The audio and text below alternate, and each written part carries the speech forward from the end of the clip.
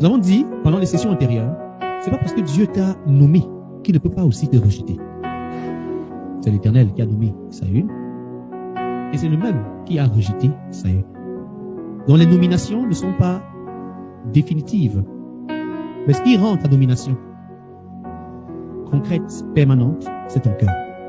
Nous avons utilisé cette expression et dit, nos cœurs ajustent les plans de Dieu pour nous. Donc selon la disposition de ton cœur, les plans de Dieu pour ta vie peuvent être ajustés. Nous avons vu que Saül, Dieu avait changé son cœur. Il avait reçu l'Esprit de Dieu. Il avait reçu un nouveau cœur, changé en un autre homme, qui le qualifiait à être un roi. Mais nous avons vu que l'élément qui métamorphose nos cœurs n'a pas changé. C'est le même élément qui avait métamorphosé le cœur d'Adam et Ève dans le jardin d'Éden. Et c'est le même élément qui a métamorphosé le cœur de Saül. Et c'est le même élément qui va métamorphoser ton cœur. Et ça s'appelle la désobéissance. Désobéissance à Dieu, désobéissance à la parole de Dieu et désobéissance à la parole de Dieu au travers de l'homme de Dieu. Ça n'a pas changé.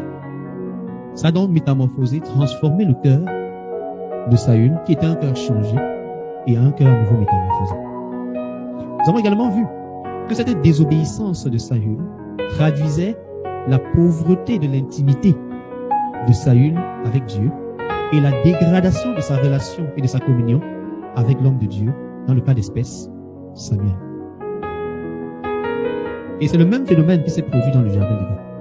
La désobéissance à Dieu, à fuir Dieu, à nous éloigner de Dieu, à fuir la voix de Dieu, à nous cacher, à fuir la présence de Dieu.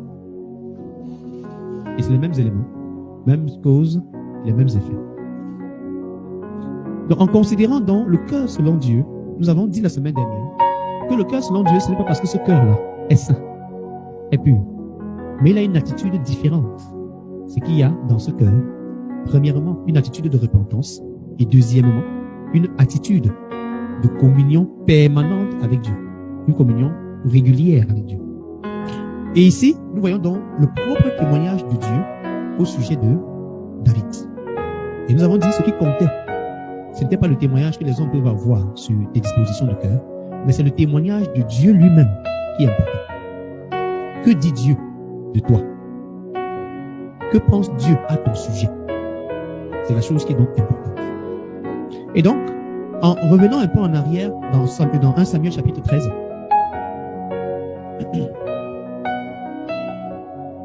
1 Samuel chapitre 13, le verset 14,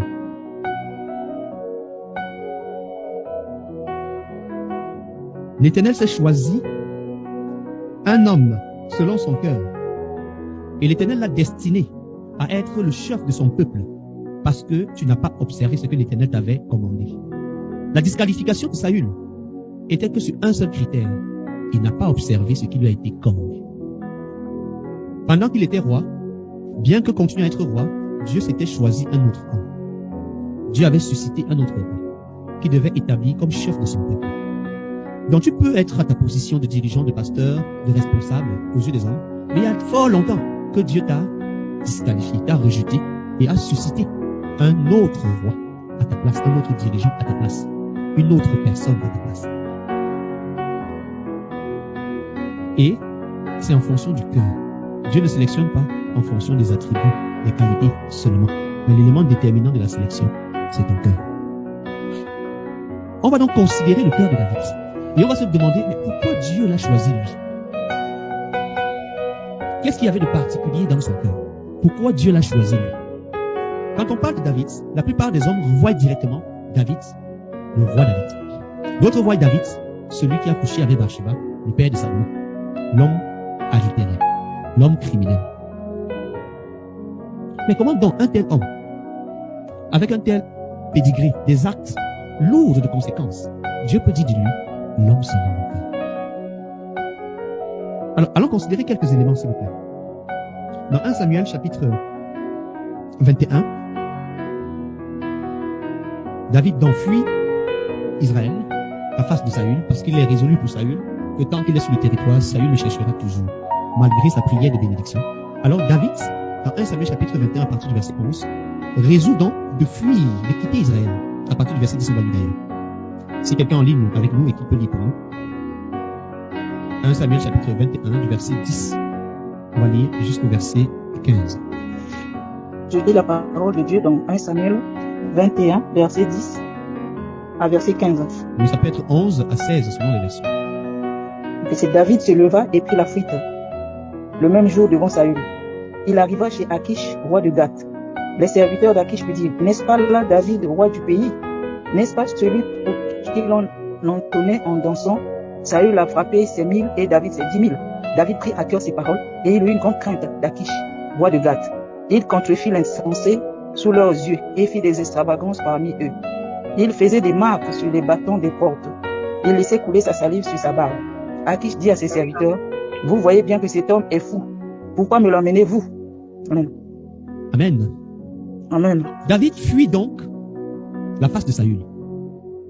Et il va dans un territoire ennemi dans lequel la probabilité de Saül d'aller le chercher est de 0. Il va chez les ennemis d'Israël. Il va sur Akish, roi de Gath. Quand il arrive sur Akish, roi de Gath, les hommes d'Akish voient l'approbation qu'il y a sur sa vie et affirment, n'est-ce pas le roi du pays? N'est-ce pas le roi du pays? Tu peux te cacher, mais on te connaît. Les ennemis te connaissent qui tu es. N'est-ce pas le roi du pays? Celui pour qui on chante. David a tué. N'est-ce pas le roi du pays? Et la Bible dit au verset 12 que David a pris ces choses à cœur. Donc l'homme selon le cœur de Dieu est l'homme qui prend à cœur ce que Dieu a dit et ce que Dieu a fait en lui, par lui, pour lui, et tout simplement ce que Dieu a fait. Quel est l'état de ton cœur par rapport à ce que Dieu fait, par rapport à ce que tu as fait? Comment tu accueilles les hauts faits, les bienfaits de Dieu? David a pris à cœur. L'homme selon le cœur de Dieu prend à cœur Dieu. Ton attitude vis-à-vis de la Bible, les saintes écritures, la parole de Dieu, prends-tu à cœur ce qu'elle dit, ses préceptes, ses recommandations, ses conseils, ses commandements, ses instructions? Les prends-tu, non pas dans ta tête de manière intellectuelle, mais dans ton cœur, comme une chose d'amour, d'affection, d'importance? David, il a pris à cœur. On savait, là le roi du pays, mais il n'était même pas dans le pays, il fuyait, il était chez les ennemis. Mais l'ennemi savait, Akis, fais attention, voici le roi du pays.